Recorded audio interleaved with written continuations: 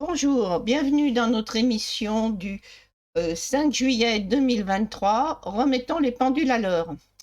Alors aujourd'hui, eh bien évidemment, vous en doutez, nous allons choisir un sujet donc en rapport avec l'actualité du moment, c'est-à-dire la mort du jeune Naël qui a entraîné des émeutes et la question posée de la délinquance des mineurs, d'une sévérité accrue de la loi envers eux, avec pour certains la nécessité de revoir à la baisse donc la majorité pénale.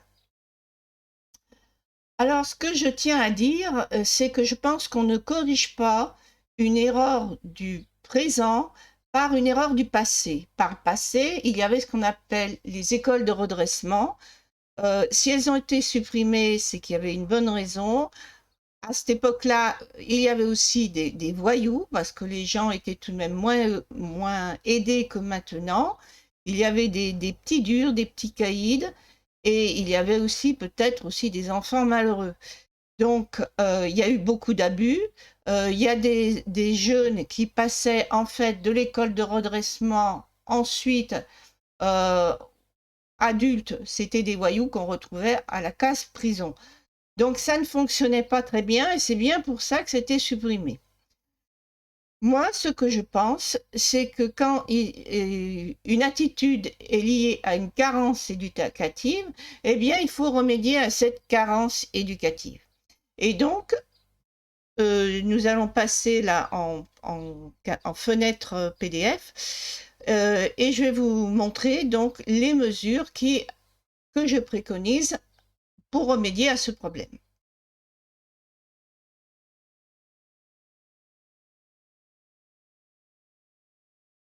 Voilà.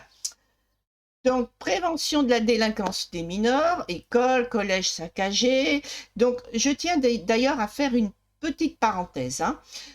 On a plusieurs types de saccage de matériel dans ces émeutes qui sont limite guerre civile, qui ont un arrière-goût d'intifada.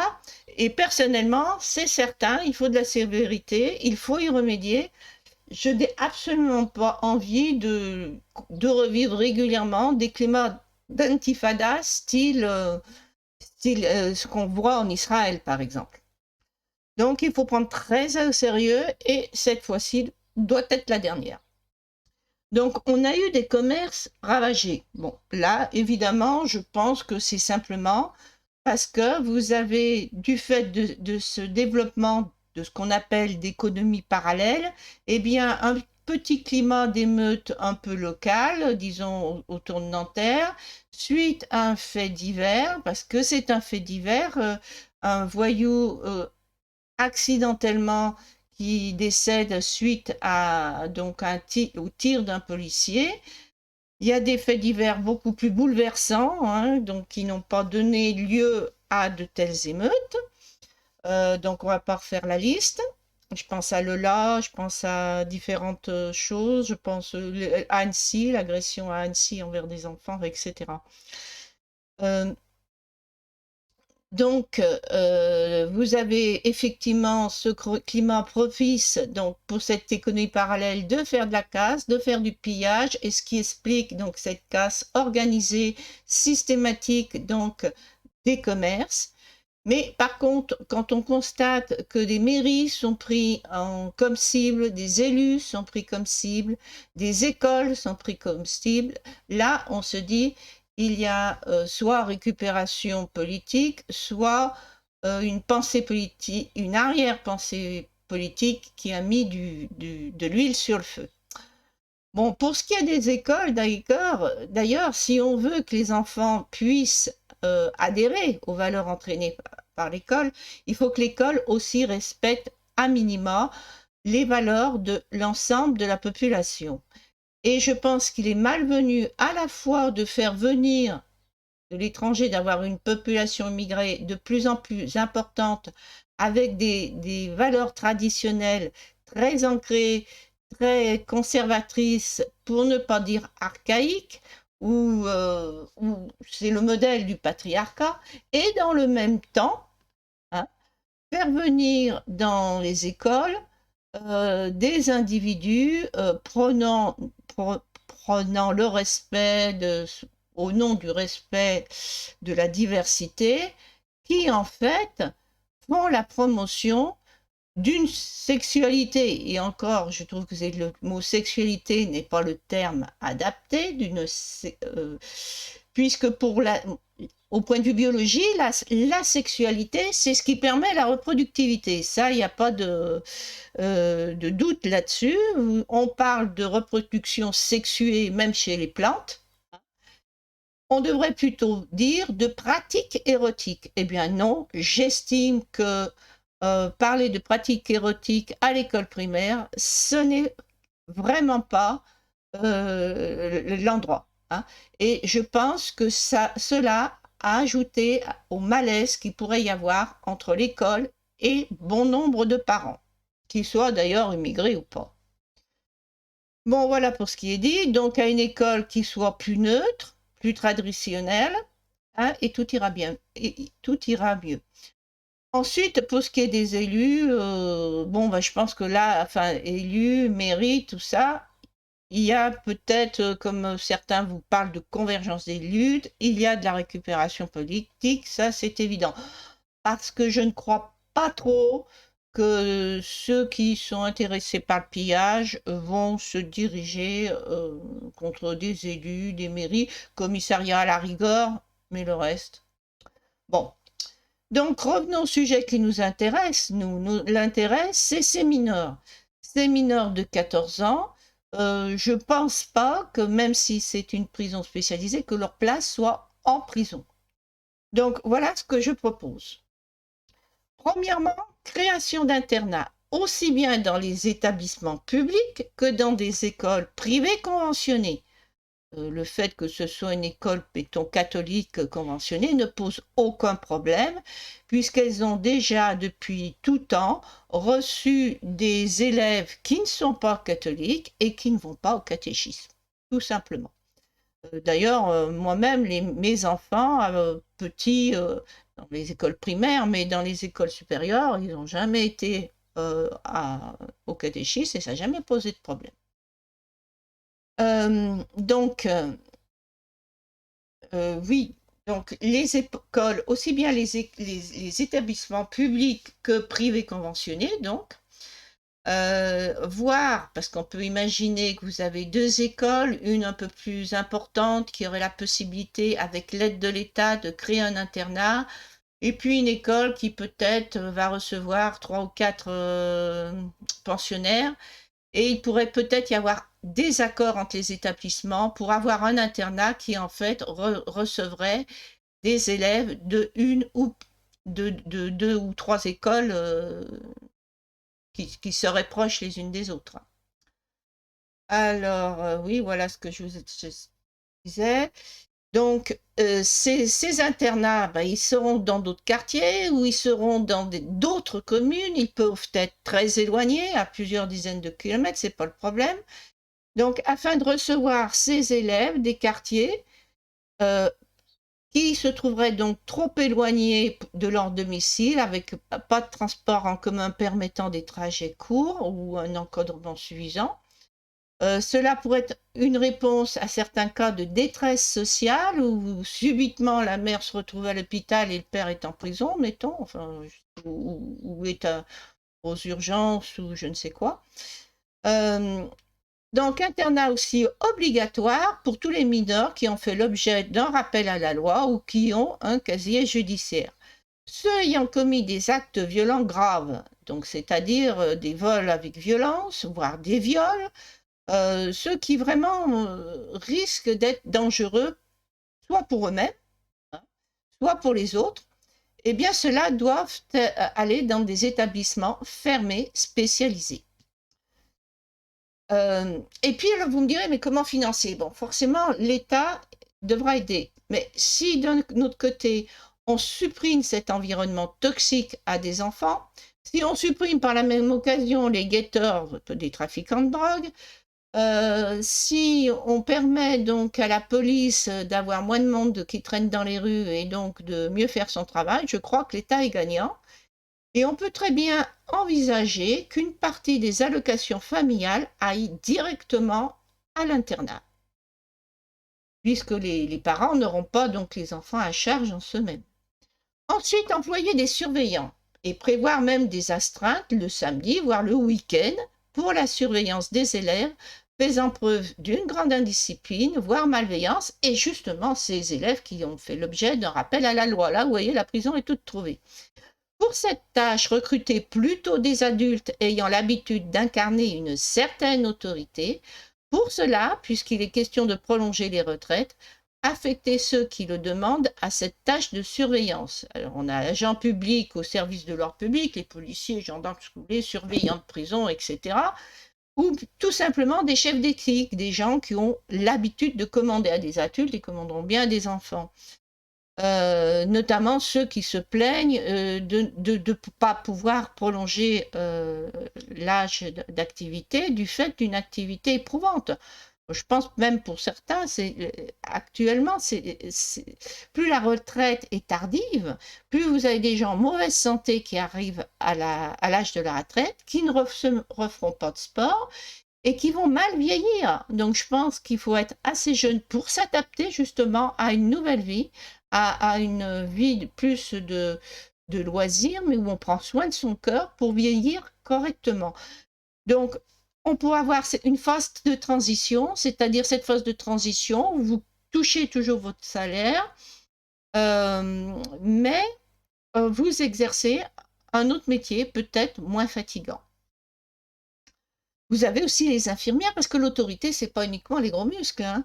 Et si vous avez une fille qui a l'habitude d'encadrer une équipe avec des aides-soignants, qui reçoit des gens, par exemple, aux urgences, qui a travaillé en psychiatrie, enfin, je pense qu'il y a beaucoup d'infirmières qui, justement, à un certain âge aussi, ont un travail trop contraignant sur le plan physique, mais qui pourraient faire de très bonnes surveillantes. Donc, ensuite, je vous demande un petit instant pour dérouler donc la... Voilà. Bon, alors, donc c'est ce qu'on dit. Donc, la conclusion, donc en diminuant la présence de jeunes dans ces quartiers, on supprime ainsi certains guetteurs, ce qui faciliterait le travail de la police. On supprime un environnement favorisant la délinquance et l'enfermement communautariste. Cette aide éducative devrait également être associée à une incitation au contrôle des naissances en limitant en France les allocations familiales à 4 enfants pour les parents nés en France. Hein. Alors vous me direz, il y en a qui ont déjà plus. Bon, ben on les laisserait. Mais pour ceux qui arrivent même dès le 3e enfant, ils pourraient y penser. Hein. Mais à 4e enfant, eh bien, il faut une contraception définitive. Peut-être un stérilet, peut-être une stérilisation, je ne sais pas. Je ne veux pas entrer dans les détails, mais plus d'enfants, terminé. Sinon, le 5e, eh ben, pas d'allocation familiale. Donc, ça ne serait pas rétroactif, mais pour l'état actuel des choses. Et même 2, si les 2 parents sont nés à l'étranger, français ou non. Je m'explique, ce n'est pas une question d'égalité T3, mais vous acceptez quelqu'un de prendre des gens qui vous disent qu'ils sont, mettons, exil politique. Ok, vous les acceptez, vous avez accepté 2 personnes. Ces 2 personnes, elles font des enfants. Mais ensuite, la génération d'après, s'ils en font 4, eh ben, vous vous retrouvez à prendre en charge une famille nombreuse. Et ça se fait sur une génération. Et c'est peut-être trop court pour pouvoir prendre en charge correctement cette génération. Donc c'est pourquoi, si vous n'êtes pas né en France, eh ben, cette première génération, eh bien, il faudrait limiter le nombre d'enfants à 2. Comme ça évite l'explosion des chiffres de descendants d'immigrés exponentiels. C'est-à-dire d'un coup, vous passez à 4 et un code 4, c'est pas beaucoup. Hein, on pourrait passer à beaucoup plus. Hein. Voilà. Donc, eh bien, donnez votre avis. Et puis voilà. Et si je terminais un peu cette vidéo de manière originale, vous pouvez écouter ou ne pas écouter. Je vais vous chanter une petite chanson, vous excuserez la voix, je ne suis pas une chanteuse professionnelle, mais simplement pour donner un état d'esprit. Ce qui manque à notre société, c'est de retrouver justement un lien commun, des valeurs communes, un regard porté vers l'avenir dans le même sens. Et par cette chanson, c'est ce que je veux vous faire comprendre. Il faut que des conceptions anciennes soient modernisées pour correspondre aux connaissances de notre temps. On peut se retrouver, par exemple, lorsqu'on parle de Dieu. Dieu, pour certains, c'est un être supérieur, on obéit aux dictates de règles établies pourtant par des hommes, mais on peut aussi concevoir que c'est, en fait, on vous dit Dieu est un esprit, eh bien, je pense que c'est pas le créateur de l'univers qui va s'occuper de nos petites misères là du quotidien, mais c'est simplement lorsque vous êtes en commun, vous, même chez l'animal, vous avez des liens télépathiques qui se créent, qui fait que vous avez une cohésion dans l'action. Et c'est cet esprit communautaire qu'on peut aussi associer à Dieu. Et on peut dire que Jésus, donc, a développé et l'homme qui symbolise toutes les valeurs que l'on accorde à ce Dieu.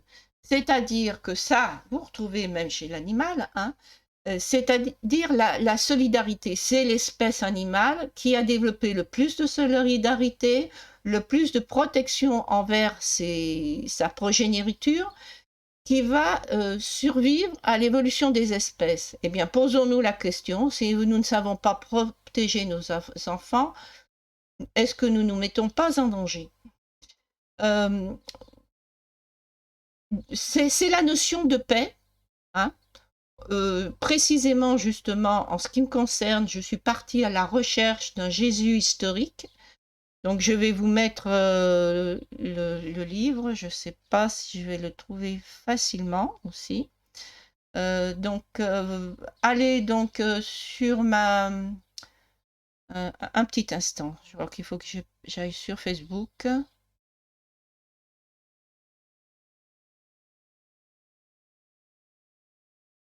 Bon, je vous mettrai à la fin, hein. Bon, donc allez dans... vous recherchez Salomé et le Fils de la Lumière, Marie-Jeanne Jourdan, aux éditions Baudelaire. Dans différentes vidéos, je vous ai mis les références. Donc là, ça a été la recherche de ce Jésus historique et qui lui aussi a voulu était un acteur de paix, puisque dans mon récit, je pense qu'il est un descendant d'Hérode le Grand. Et après Hérode le Grand, vous avez une époque qui est très perturbée de guerre civile. Et au niveau historique, eh bien, cet homme a essayé, en tant que descendant d'Hérode le Grand, de refaire un peu, je pense, le lien, la paix entre les différents partis, des différentes femmes d'Hérode le Grand, etc. Et c'est quelque chose qui aurait peut-être évité la destruction du temple, donc l'apocalypse au niveau, si vous voulez, d'Israël. Eh bien, nous en sommes là à une échelle supérieure. Il nous faut gagner à la fois la paix intérieure, hein, par l'absence de guerre civile, et la paix extérieure au niveau international, car nous avons des armes de destruction massive beaucoup trop dangereuses, d'une part, et d'autre part, n'oublions pas qu'il y a des enjeux à court terme à laquelle nous allons être confrontés. Nous avons toujours une explosion démographique au niveau mondial. Nous avons un gros problème énergétique.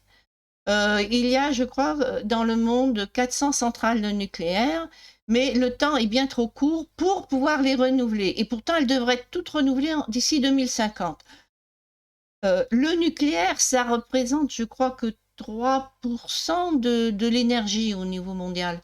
Enfin bon, quelque chose d'infime. Et ça vous fait prendre un risque majeur. Regardez ce qui arrive quand il y a un accident. C'est toute une région qui disparaît. Donc, on ferait beaucoup mieux de se libérer de toutes ces mesquineries, de toutes ces émeutes, de ces bêtises, hein, pour pouvoir enfin se pencher sur ce qui met vraiment, mais à court terme, les menaces à court terme majeures qui existent actuellement. Donc voici ma petite chanson. Oui, nous nous unirons et nous le bâtirons, ce monde d'harmonie qu'a conçu Jésus. Non, en sous les larmes de peine, s'éteint le feu de la haine. Sous les pierres et la cendre germe l'espérance. Non, ah, bon, je ne vais pas continuer plus loin. Et ça se termine en un même esprit. Vous excuserez, hein, c'est pas génial. En un même esprit, Jésus tous nous unit. Souvenons-nous de ce qu'il enseigna.